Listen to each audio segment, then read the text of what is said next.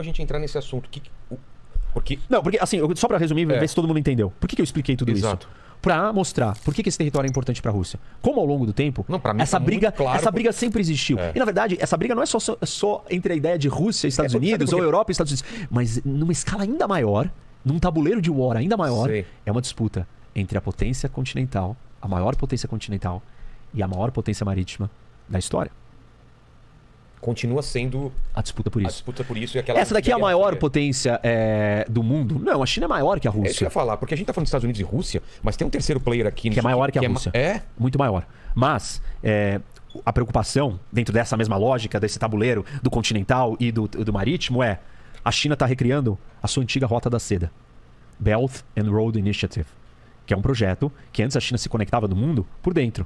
Ela não estava interessada em navegar. A China não curtia isso daqui. Ela que estava focada aqui para dentro. Ela queria... E daqui que os produtos chineses chegavam na Europa, inclusive, pela Rota da Seda. A China está recriando tudo isso daqui. Qual que é essa rota? Tudo isso daqui está sendo recriado. E ao a China recriar isso, ela está se caminhando para o Heartland. Exato. Ou querendo dominar a Ilha Mundo. E se ela fizer isso, ela também vai ter uma riqueza muito grande. Só que a diferença da China é que ela é uma força híbrida. Ela é uma potência continental e ela tem a capacidade de ser uma potência marítima porque ela tem uma costa muito grande. Ela não é uma ilha como isso daqui. Ou isso daqui, ou até isso daqui. Mas ela tem um acesso ao mar real, que é um grande oceano. Que a Rússia, no seu melhor momento, não teve acesso aos grandes oceanos, não teve acesso ao Pacífico, ao Índico ou ao Atlântico. Essa parte não congela, né? Não congela. Agora, daqui congela, além de congelar, eu nem comentei isso. Repara que tem um cerco aqui, ó. Tá vendo? O Japão, o contorno do Japão e a Península Coreana, fazendo isso daqui é um negócio altamente fechável. Você cria um bloqueio aqui, impede, acabou. E fora que isso daqui tá localizado do lado do nada. No fim do mundo. Quantas pessoas vivem aqui? Mais de 70% do território da Rússia tá na Ásia. Território da população, você tá falando? Território.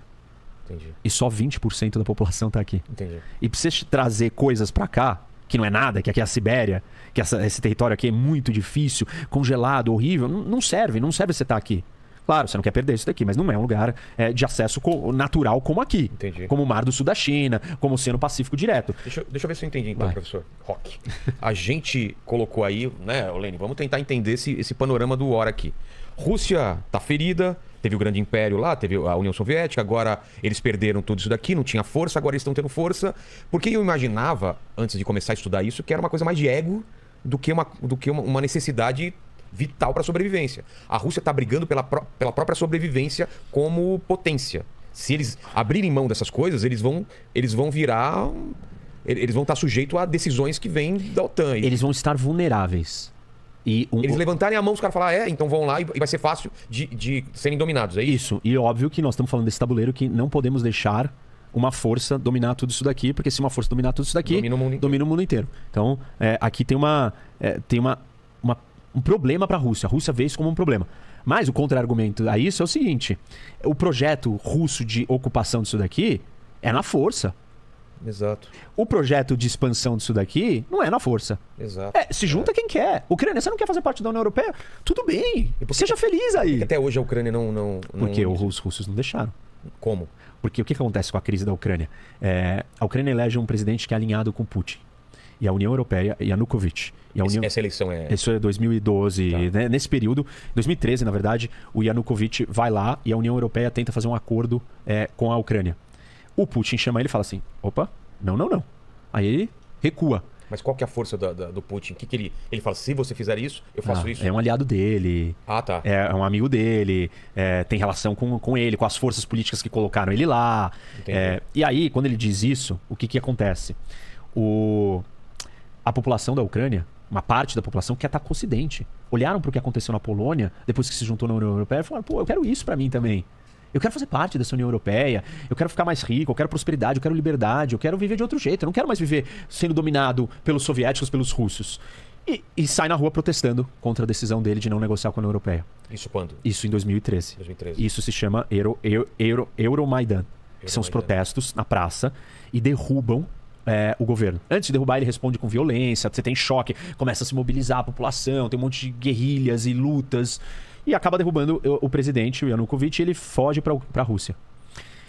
Quando cai o governo, é colocado o presidente do parlamento assume como interino, e aí depois nós vamos ter uma nova eleição, enfim, vão criar um novo governo. E aí os russos entendem que isso foi um golpe.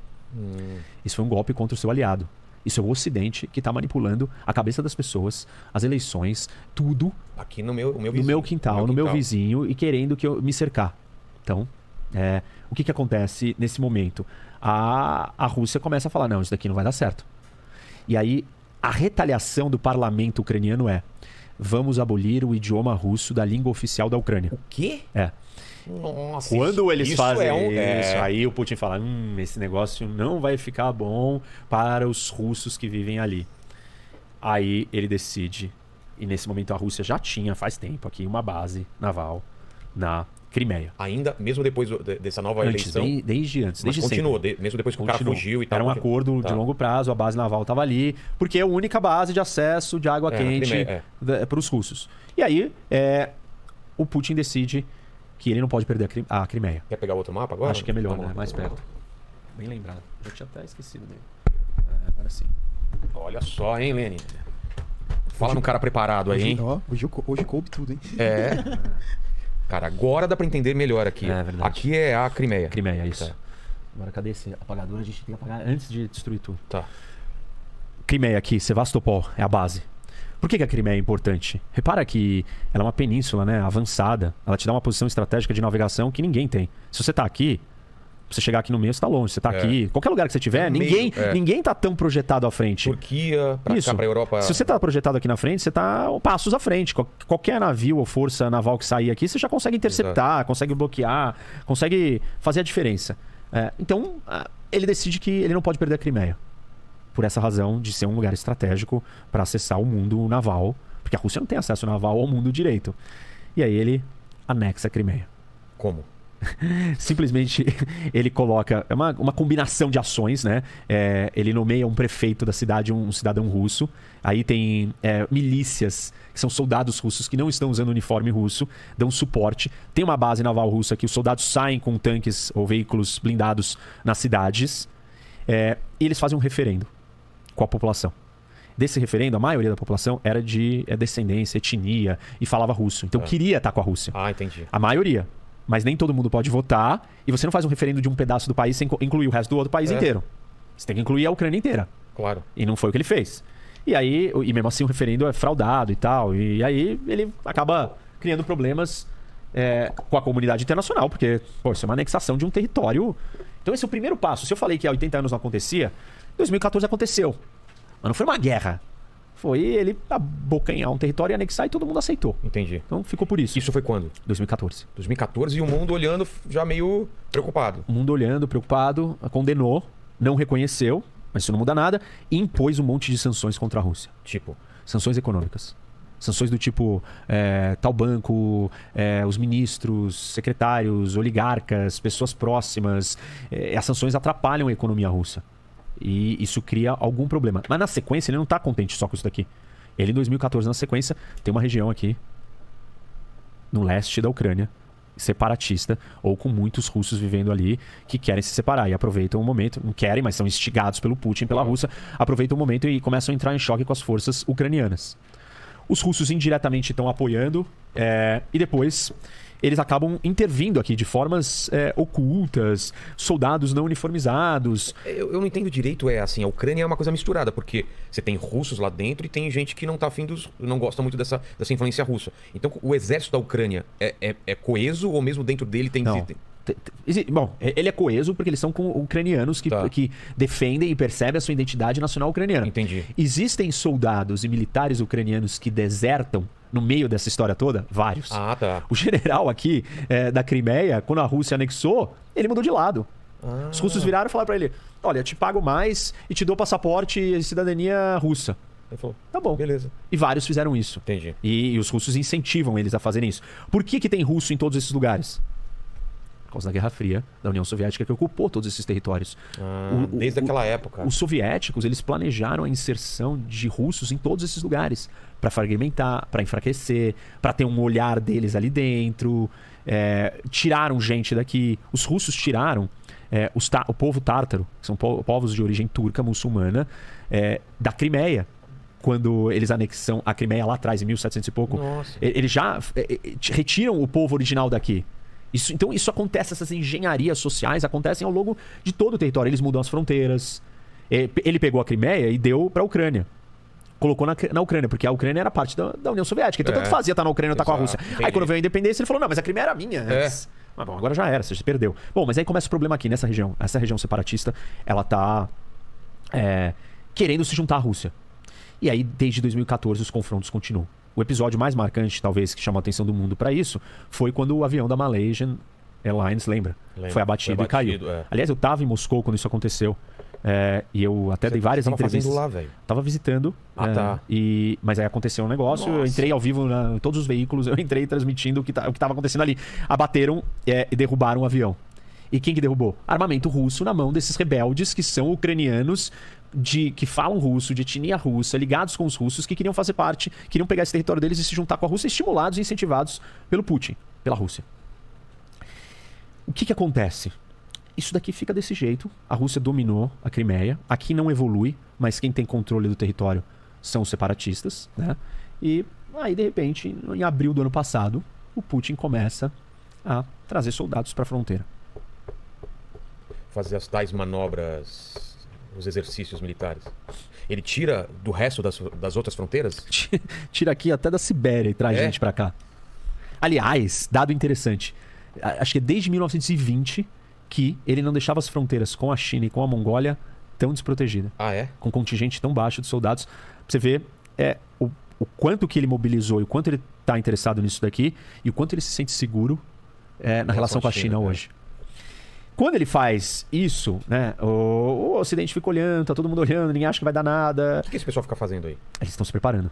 Tá vindo combustível, tá vindo tanque, tá vindo armamento, tá vindo trem, tá vindo soldado, tá vindo avião, tá vindo míssil, lançador de míssil, tá vindo um mundo pra ir. Hoje são 200 mil soldados. E você não faz isso só pra... deixa eu dar uma ameaça, deixa eu dar um susto no mundo. Não o Putin.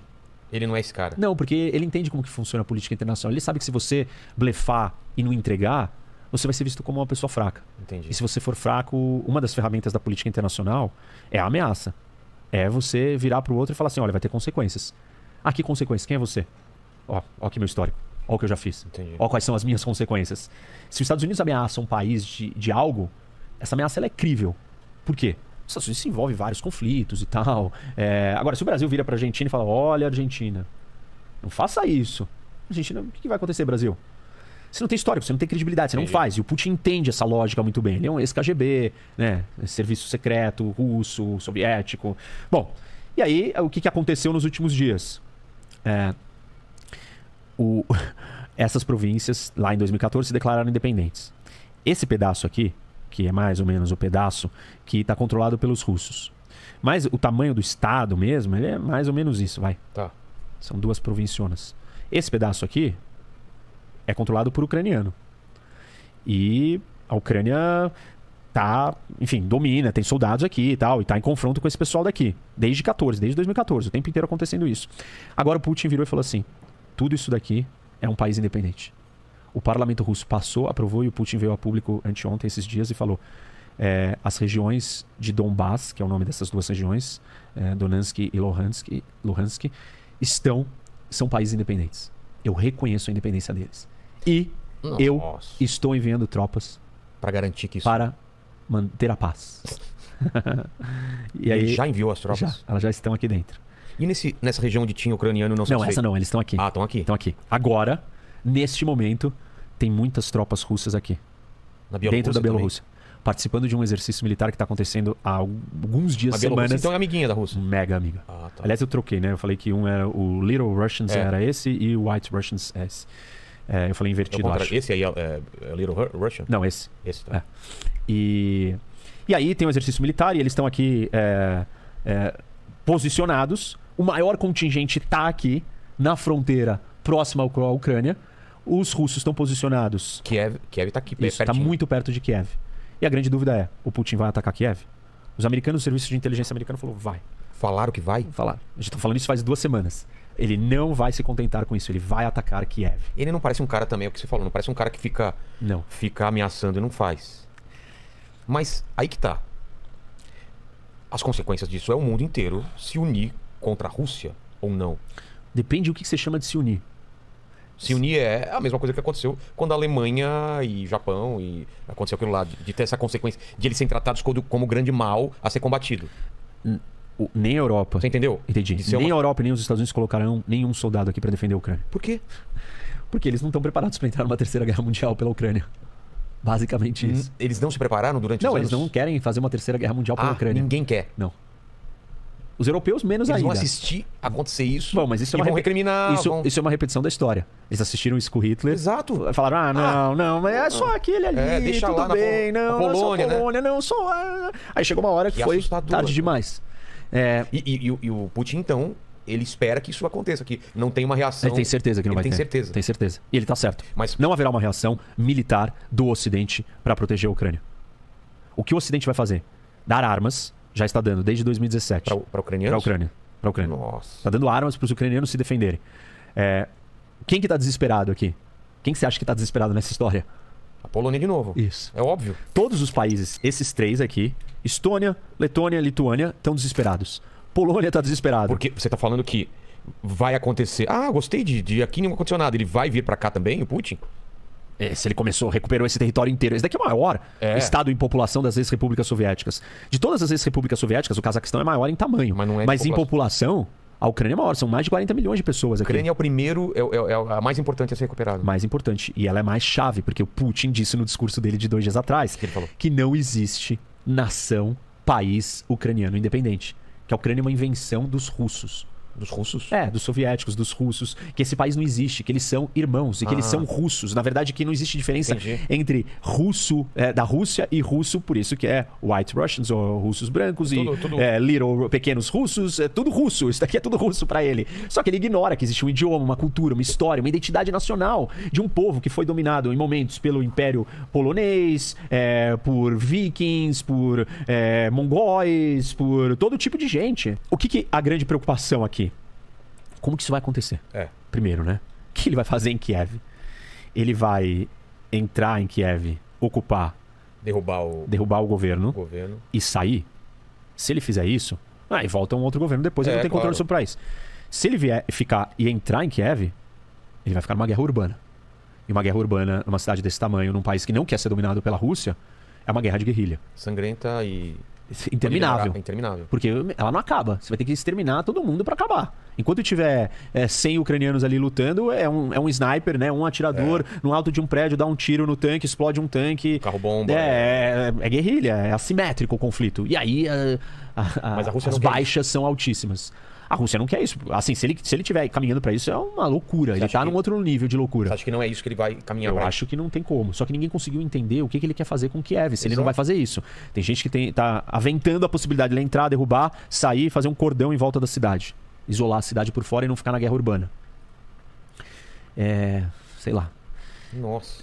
Outra possibilidade é ele só vai anexar essas províncias aqui do leste da Ucrânia. Ou... Eu tenho dito isso daqui também. Ele vai vir aqui criar um corredor pra pegar por terra a Crimeia. Porque a Crimeia, ela não tem ligação por aqui. Tá certo que ele colocou uma ponte depois de 14. Mas a conexão com o continente tá aqui. E pra ele fazer isso, ele ocuparia esse território, controlaria isso daqui. E aí é um jeito da Rússia acessar a Crimeia. Direto por terra. E de quebra, ele também pegaria essas duas províncias. Me parece mais uma segunda etapa dessa situação é ele vir aqui e se juntar... Com a Moldávia? Também é... Porque aí tem um problema na Moldávia. Tem um território aqui que chama Transnistria. Transnistria. Que tá aqui, ó. Que é ocupado pelos russos. Fronteira com a Ucrânia. Que teve uma disputa dentro da Moldávia, os russos entraram, ajudaram os separatistas, ocuparam, então tem tropas lá. Pra quê?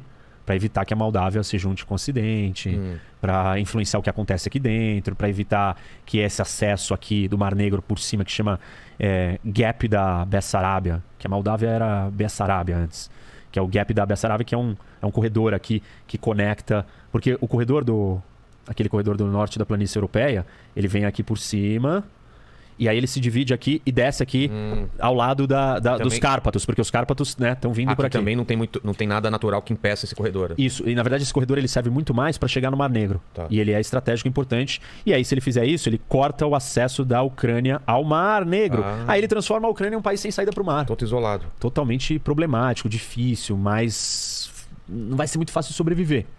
Então essa são as possíveis opções dele. Ou ele não vai para Kiev e só lida com esse pedaço aqui e tudo bem. Eu acho que para Kiev é uma coisa, pelo que você tá me falando, é uma jogada muito arriscada para ele, né? Muito, mas assim, todos os serviços de inteligência do Ocidente dizem que ele irá invadir Kiev. Hoje, o presidente da Ucrânia declarou estado de emergência no país e convocou todos os reservistas. Toda a população parou e ninguém mais trabalha e o país inteiro está mobilizado para a guerra. Porque você tem que se concentrar e se preparar para a guerra. Porque eles acham que a invasão é iminente. Ele está sendo orientado e guiado pelo Ocidente, tentando ajudar, pelo menos com informação. Como se começa uma guerra desse jeito? Primeiro ele vai atacar com mísseis. Porque ele vai destruir as baterias antiaéreas e a força aérea ucraniana do que restou. E já não é grande coisa, mas ele vai atacar as bases militares. Ele sabe onde elas estão localizadas, ele vai bombardear com mísseis e vai destruir o exército ucraniano antes dele se mover. Depois ele vai vir, vai exercer uma superioridade de comando e domínio aéreo. E depois ele vai vir por terra. Como que faz esse domínio aéreo? Uma vez que você não tem mais força aérea do outro país, você não tem antimíssil, você controla o espaço aéreo, você vai ficar voando, sobrevoando, vendo o que está acontecendo ali, você vai ter superioridade aérea para ajudar suas forças terrestres que estão avançando por terra. E aí ele vai vir por terra.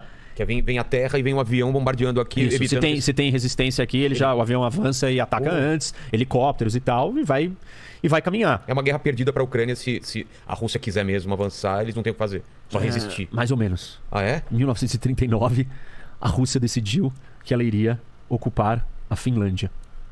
E essa guerra se chama Winter War, Guerra do Inverno. E aí os russos estão com, acho que, se não me engano, era 40 mil soldados. E a Finlândia tinha, assim, um número 5 mil soldados, um número muito baixo, muito inferior. Acho que era 20 mil, 4 mil. Muito inferior. Não estavam preparados, estavam divididos ideologicamente, politicamente. E a Rússia, com uma superioridade muito maior, em dezembro, faz uma ofensiva e entra para dentro para dominar a Finlândia. Os finlandeses lutam bravamente, unidos, organizados, com esquis. Os russos de tanque, os finlandeses com esqui, eles entram na retaguarda das linhas de suprimento, cortam o abastecimento dos tanques, os tanques se tornam inúteis e conseguem vencer a guerra. Caramba! E expulsam os russos. Perdem 11% do seu território, porém não são dominados e ocupados por completo. Então, assim, se a Ucrânia quiser resistir, e ela tem resistido até agora, ela não parou de lutar aqui. Eles têm um exército menor. Os números oficiais falam que a Rússia tem 3 milhões de soldados, se você contar os reservistas. Né? Então ela convoca 3 milhões, tem 1 milhão no exército pronto. E a Ucrânia tem quase 300, por volta de 300 mil, e chamando os reservistas 3 milhões. Mas aí tem gente que está dizendo, ou existem outros falando, não, ele tem 3 milhões também, se chamar todo mundo, mobilizar o país inteiro e tal. E aí a gente tem que levar em consideração questões como o moral das tropas. Os russos estão lutando pelo quê? Pela anexação de um território a mais. E os ucranianos estão lutando pelo quê? Pela sua casa, pela sua terra. Então, supostamente, ele vai lutar com mais afinco. Existe uma superioridade militar russa, incontestável, obviamente. Mas como que os russos vão ler esse movimento do Putin? Eles vão entender que esse movimento é legítimo? O Putin, tudo que ele faz, tem sempre um grande teatro por trás. Então, ele prepara coisas para parecer de um jeito. Ele não simplesmente vai e faz. Na Crimeia, ele preparou. Teve um referendo. Falou, não, os russos da Crimeia que quiseram. Tem sempre tem um grande show.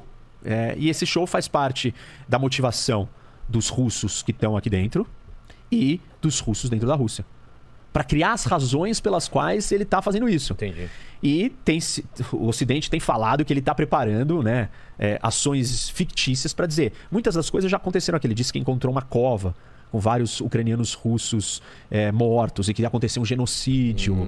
Ele diz que os ucranianos atacaram, os ucranianos falaram, nós não vamos atacar. E realmente os ucranianos não vão querer provocar, ele sabe o que está em jogo aqui. Mas aí ele simula uma situação. Eu não sei se ele já está pronto para ir direto para um ataque a Kiev sem simular alguma outra coisa. Pode ser que ele simule alguma coisa muito maior ainda do que a gente já viu até o momento. Um falso ataque aqui na Bielorrússia, por false exemplo. Flag, um falso ataque para isso. Pra ter a Bielorrússia virou e falou assim, olha, os russos podem ficar aqui quanto tempo eles quiserem. E nesses exercícios militares, em 2014 também aconteceu isso, os russos botaram em alerta, em operação, o seu arsenal nuclear, para dar um recado para o mundo. Eu tenho bombas atômicas, não se metam nessa guerra, ela é minha, e eu vou usar essas armas se eu precisar. Esses países aqui estão desesperados.